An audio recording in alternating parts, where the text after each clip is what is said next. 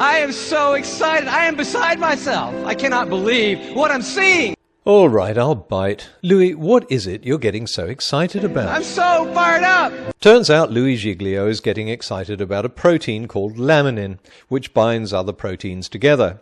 But I'll let him describe it in a slightly more theatrical way. It's like the rebar of the human body. The steel they put in the concrete when they lay the foundations of things, it's that stuff. It's holding your membranes together. Look, I'm going to cut through all this crap and show you what Louis Giglio finally showed his audience. And these little thumbnails come up on the screen, and I'm like, wow, that's laminin? Now I am as happy as a little girl. I love laminin. I'm so fired up.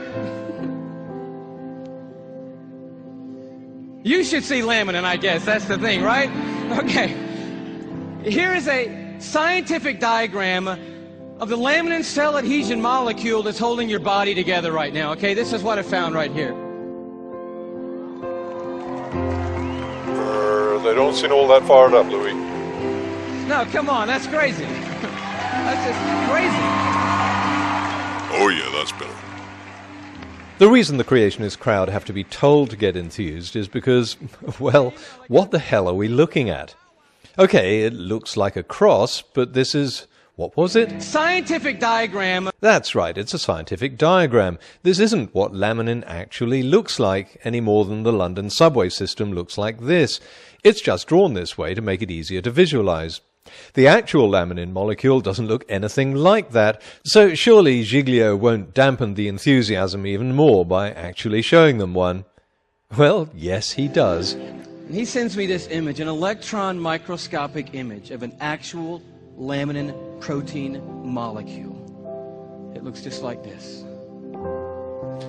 They still don't give a flying f***, Louis.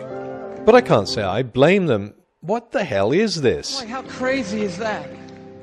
That the stuff that holds our bodies together, that's holding the lining of your organs together, holding your skin on, is in the perfect shape of the cross of our Lord Jesus Christ. It is? Well then, let's compare them. I've heard of blind faith, but you can't be that blind, Louis. This is nothing like the perfect shape of a cross. And neither is this. This is another photo of real, actual laminin. And this. And here's how laminin is usually represented as a scientific diagram. Even by coveted golden Crocoduck standards, this attempt to make people see something that just isn't there requires gonads the size of basketballs. It's not as if it's all that difficult to find much better crosses in nature, after all. You can find crosses on the backs of toads, in spiders' webs, and even in bananas. And what about the man-made world? Look at how God is spreading his message through railway tracks and Lego blocks.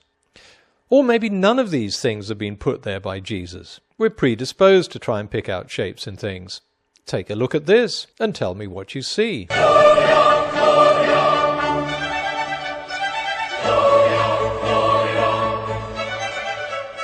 Don't get upset with me for that. I'm just showing you a dog's bottom. If you saw something that wasn't there, that's entirely the fault of your wild imagination.